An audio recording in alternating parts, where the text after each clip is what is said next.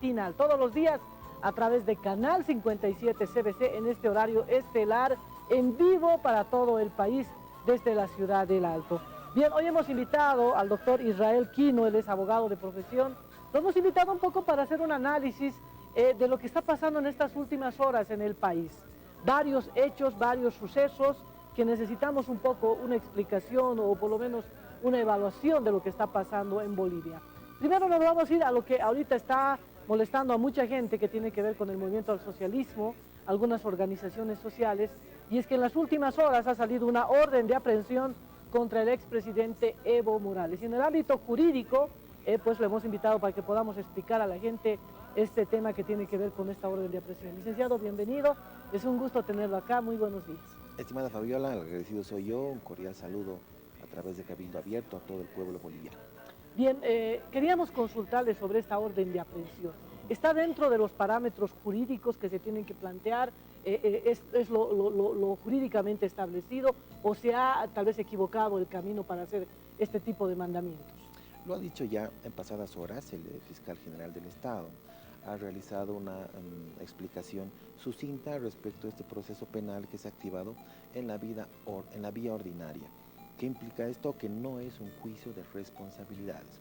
Un juicio de responsabilidades lo dispone la ley 044 y establece procedimientos, pero además a quienes se juzga, entre ellos presidente y vicepresidente, a los magistrados.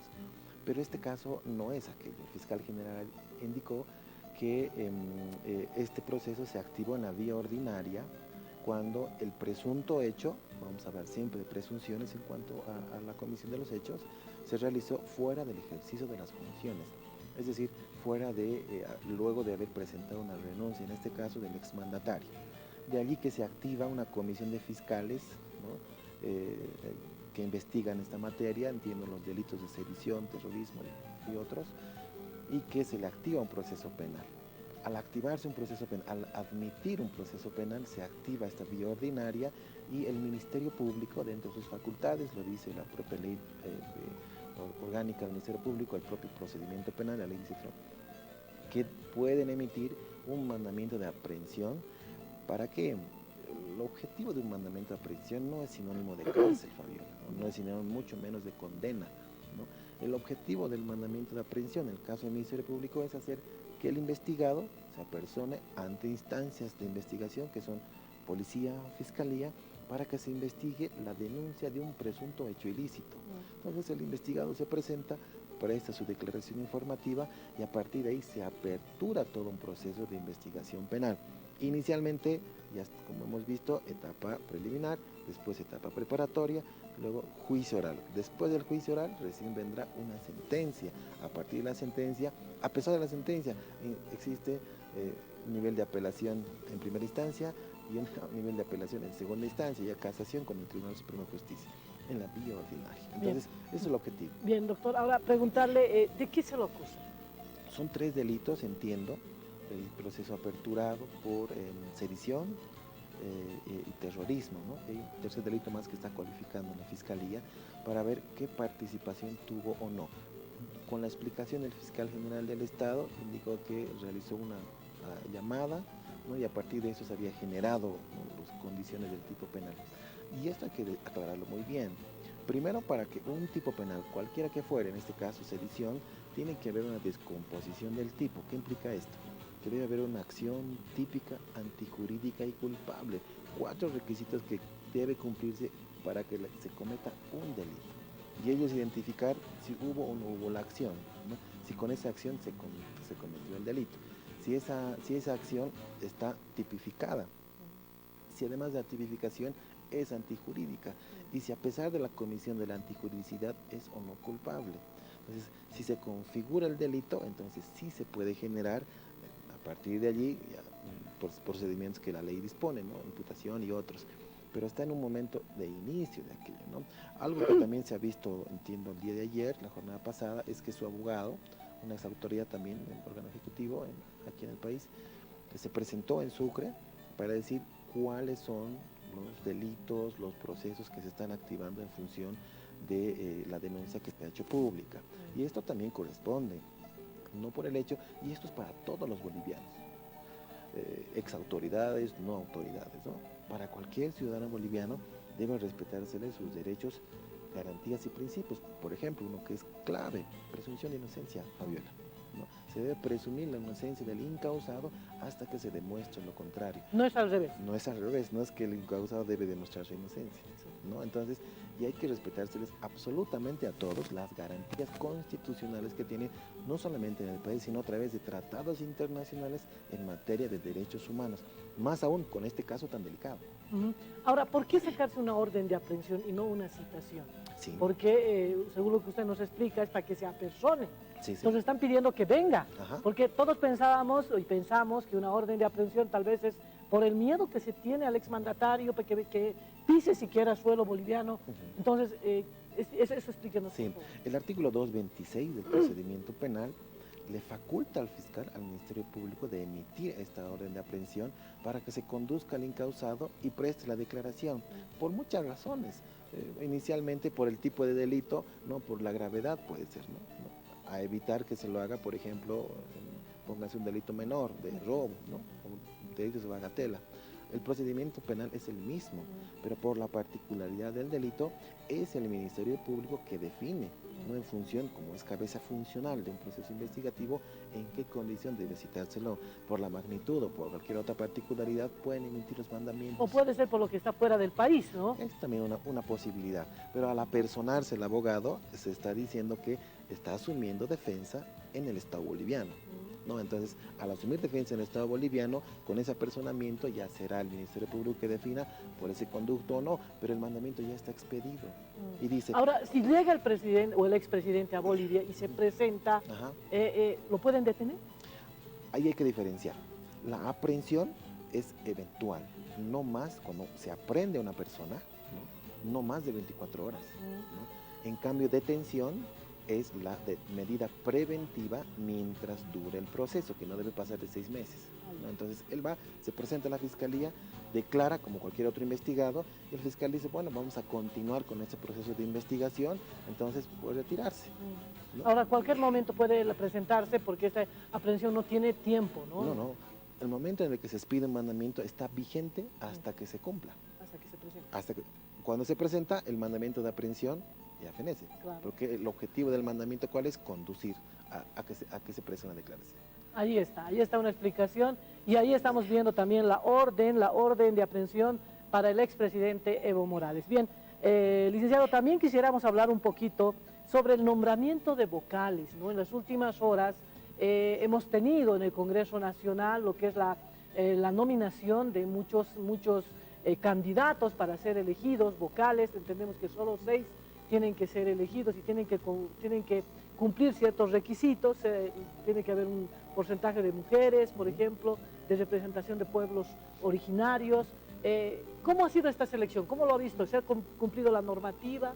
Sí, yo creo que hay que saludar la decisión de la Asamblea Legislativa Plurinacional y celebrar que han obedecido el mandato de la Constitución respecto a una convocatoria pública, un proceso de selección y un proceso de elección que se ha dado esta madrugada. 6 nuevas autoridades en el Tribunal Supremo Electoral, respetando género, 3 varones, 3 mujeres, pero además respetando el carácter de la plurinacionalidad, 2 de ellos identificados indígena, originario y campesinos. A partir de aquí se tiene un mandato de, como lo dice la ley, inicialmente 120 días, dentro de 2 días debería haberse o deberían generar y resolver un nuevo calendario electoral. Sin embargo, ya por el anuncio que se hizo de parte el vocal designado por la presidenta en ejercicio, de ampliar, modificar la ley 1266 de estos 2 días para emitir un calendario electoral a que se amplíen 10 días, ¿no? 3 razones argumentado. Inicialmente, de que no existe el personal suficiente en el Tribunal Supremo, creo que un 15% de cargos acéfalos, de que el tiempo por las fiestas de fin de año son muy pocos en cuanto a la actividad de días hábiles, y el tercero, y esto es importante, que no existen aún la totalidad de vocales en los tribunales departamentales electorales, ¿no? Entonces, ¿qué ocurre si una asamblea legislativa departamental no logra consensuar las ternas que se remitan a la Cámara de Diputados para que solo diputados elijan? Entonces, ese departamento se quedará sin vocales, sin vocales en su tribunal departamental electoral. ¿Y quién asume? lo que no implica que no haya elecciones. Asumirá el Tribunal Supremo Electoral, estos 6 vocales asumen la jurisdicción de ese departamento. Bien importante. Ahora, hablemos de los vocales elegidos. Acá estamos viendo varios nombres. Oscar Hasenfeld Salazar, sí. Está Francisco Vargas Camacho, Daniel Atahuichi, Angélica Ruiz, Rosario Bautista y Nancy Gutiérrez Salazar. ¿Tiene conocimiento quiénes son ellos? ¿En el ámbito jurídico se los conoce? En el caso del doctor Hasenteufel, sí, porque ya fue autoridad, ¿no?, del órgano electoral. En ese tiempo, Corte Departamental Electoral, pero además Corte Nacional Electoral.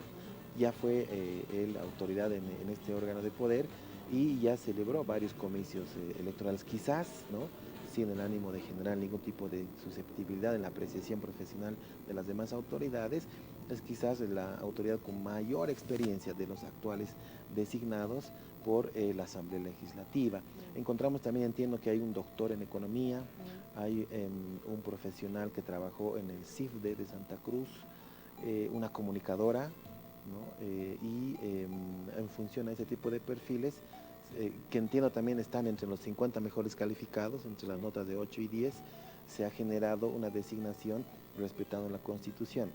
Puede o no haber algún tipo de diferencia política en la Asamblea respecto de quienes la conforman. Independientemente de ello, la Asamblea ha respondido a algo que el pueblo está esperando, ¿no?, elegir nuevamente a sus autoridades, y lo dijimos en un momento, inicialmente reinstitucionalizando el órgano electoral, garantizando la delegación soberana del poder, y tercero será, con este tipo de elementos, recuperar la dignidad democrática para el país. Ahora, le pregunto, ¿se ha cumplido toda la normativa? Porque en estas últimas, en la madrugada de hoy, en realidad, varias autoridades, diputados de oposición han manifestado de que hay observaciones, ¿no? Gente que ha obtenido 10 puntos no ha sido nominada o no ha sido seleccionada. Sí. En la que ha sido pública, además, la calificación de los postulantes, hubieron postulantes que tendrían la calificación de 10 sobre 10. ¿Cómo quién? Pero, ¿qué podríamos nosotros definir sobre aquello, no? Y ahí encontramos, por ejemplo, sin tampoco el ánimo de mencionar nombres, una ex parlamentaria, ¿no?, que ya ha sido identificada por una tienda política, en ese entonces el MIR. Ya fue diputada. Ya fue diputada, entonces... Pero ha obtenido 10 puntos sobre 10. Independientemente de la calificación, la cuestión es si ya figuró, si claro, ya fue militante, ideológicamente partidario y militante, es poco probable que la Asamblea también debiera... Es una de las apoyo. personas que ha obtenido 10 puntos y no ha sido nominada. No ha sido elegida, ¿no? Bien. Lo mismo ocurrió con un ex senador en el Parlamento en ese tiempo, todavía no Asamblea, que también se postuló, creo que obtuvo 8 sobre 10, pero tampoco lo eligieron. Tampoco era razonable elegir un ex diputado, porque ya pertenecía a una tienda política, ¿no? Y la idea era elegir a personalidades, a profesionales que no tengan esa vinculación partidaria. ¿En qué tiempo tienen que ser posicionarse estas autoridades ahora? La ley dispuso un día, al día siguiente, ¿no? Apenas inclusive dice la ley 1266, toman el juramento, tras que son elegidos, toman el juramento y se van inmediatamente a la Plaza Baró a sesionar para que en 2 días generen un calendario electoral. Sin embargo, esto va a ser modificado porque ya hay una solicitud expresa. En las próximas horas, pero va a ser posesionado. Es probable que hoy sean posesionadas estas autoridades por la premura de tiempos, ¿no? Y eso habrá que también analizar, porque si se extiende hasta los 10 días que ha solicitado el vocal, el doctor Salvador Romero, a la Asamblea, para que esos 10 días puedan generar recién un calendario electoral, estamos hablando del 2 de enero del año 2020, en el que resuelvan un calendario electoral que contemple 120 días. Esto es, cuando menos, 2 de mayo. Bien, vamos con más. Elecciones generales. Se viene, antes de eso, ampliación de mandato, ¿no? En este momento es el momento también donde muchos están cuestionando y dicen, se debe ampliar. Otros dicen, hasta el 22 de enero ha dicho la señora Áñez que va a estar como presidenta. Más allá, no. Pero ¿qué pasa? ¿Esto será viable ampliar el mandato solo del Ejecutivo, del Legislativo? ¿Qué va a pasar en esto? Esto es importante, Fabiola, porque hay que interpretar la restitución del poder va a implicar extensión del mandato. La ley 1266 expresamente dice 120 días para un calendario electoral. Tácitamente, ¿qué nos está diciendo? Que en 120 días recién va a haber presidente o presidenta, ¿sí? Entonces, 120 días que después del calendario electoral se quedará la actual presidenta en transición, es decir, mayo. La actual presidenta. Son 4 meses, 120 días, sí. Tomando en cuenta enero. Enero, febrero, marzo, abril. Sí. ¿Ya? Entonces nos dice tácitamente que la presidenta debe quedarse hasta mayo. Tácitamente, no lo dice expresamente, pero lo dice. Al decir 120 días para el calendario electoral, nos está diciendo que debe quedarse la presidenta Áñez 120 días más. Primero. Segundo, con el calendario electoral que resuelva el próximo 2 de enero los actuales vocales del Tribunal Supremo Electoral, se va a tener con precisión qué día se celebran las elecciones. Es muy probable que sea el último domingo de marzo, es muy probable. Si ese día, último domingo de marzo, no existe una mayoría absoluta para la elección de 10% más. 10% de diferencia en relación del segundo inclusive, se extienden 45 días adicionales para una segunda vuelta. ¿Ya? Entonces estamos hablando más o menos del mes de mayo y junio. Sí. No, 45 días más para la segunda vuelta. Proclama otros resultados, 5 días para la entrega de credenciales, 5 para la proclamación de resultados y 15 para la entrega de credenciales. 20 días más después de los 45. 60 después del día de la elección. Es decir, si es final de marzo, estamos hablando cuando menos todo abril y todo mayo para que se celebre la segunda vuelta. Entre junio ya tendríamos, si deducimos tiempos, binomio presidencial para el país. En junio. En junio. ¿Qué va a implicar esto? El 30 de mayo, en 30 de mayo fenece, ¿no?, el tiempo de mandato de los actuales alcaldes y gobernadores. Entre esos se celebran las elecciones generales. Entonces, lo que deben hacer es extenderles también el mandato a alcaldes, gobernadores, concejales, asambleístas departamentales. Y allí también hay que analizar cómo debe hacérselo. Ya lo anunció la Comisión de Constitución a través de la Cámara de Senadores, que van a enviar en consulta un proyecto de ley al Tribunal Constitucional Plurinacional para decirles, nosotros acabamos el 21 de enero, ¿hasta cuándo nos quedamos? Exacto. O sea, tiene que haber una consulta al Tribunal. Sí, esta es una consulta de control previo y de constitucionalidad de una norma para que interprete cuándo acaba el mandato, ¿no? Y el Tribunal Constitucional Plurinacional, cuando menos, tiene que tomar 7 factores para decir que deben continuar. Sistema de gobierno respecto a la forma de democracia representativa, participativa, comunitaria que tenemos. Segundo elemento que deberá tomar en cuenta está en función a la organización estructural del poder, es decir, nuestro país es como una mesita, tiene 4 patitas: judicial, el ejecutivo, el legislativo y electoral. No puede funcionar sin uno. Claro. Y además entre ellos tienen independencia, coordinación, separación de poderes y además cooperación. Entonces deben interactuar. Un tercer elemento va a ser en función de la fiscalización de los actos de la administración pública de todos los niveles autonómicos del país: autonomías indígenas, autonomía regional, que solo tenemos una en el Chaco, autonomías municipales, consejos municipales y autonomías departamentales, ¿no?, a través de las asambleas legislativas departamentales. Cuarto elemento seguramente estará en función a la indelegabilidad de poderes. ¿Qué significa esto, Fabiola?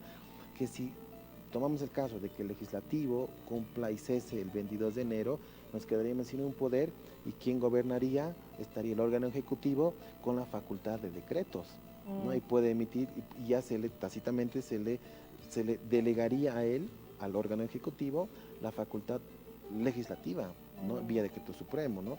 Después estará seguramente, en el caso de los fundamentos del fallo, va a estar los principios, valores, fines del Estado, principio de la legalidad, porque no puede existir un mandato en relación de el poder gobernado o gobernante sin una ley. Y desde luego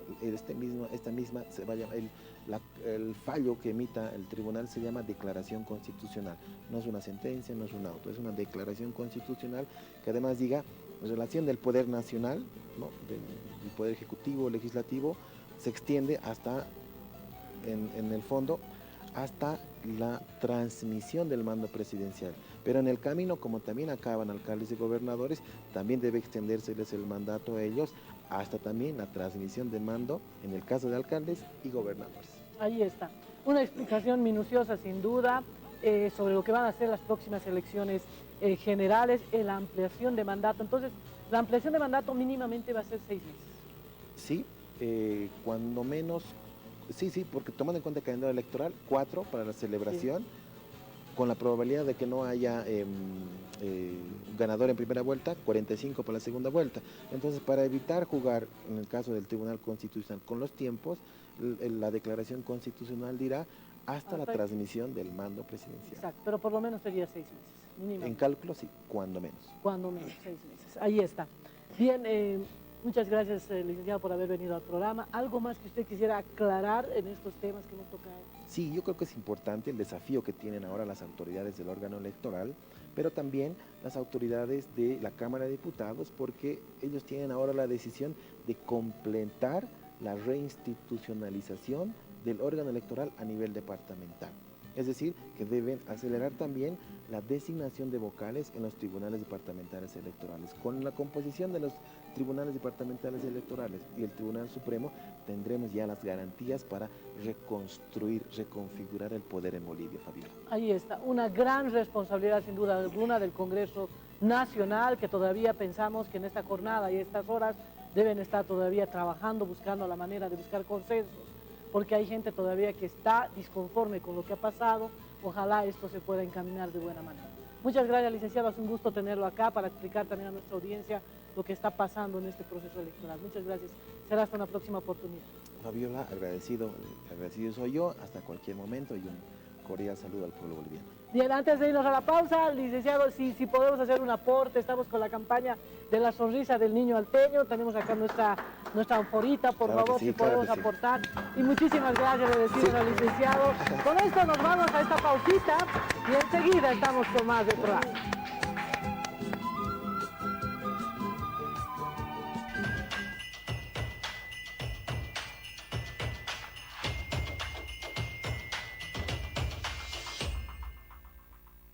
Para recuperar la democracia, los bolivianos hemos hecho profundos sacrificios con pérdidas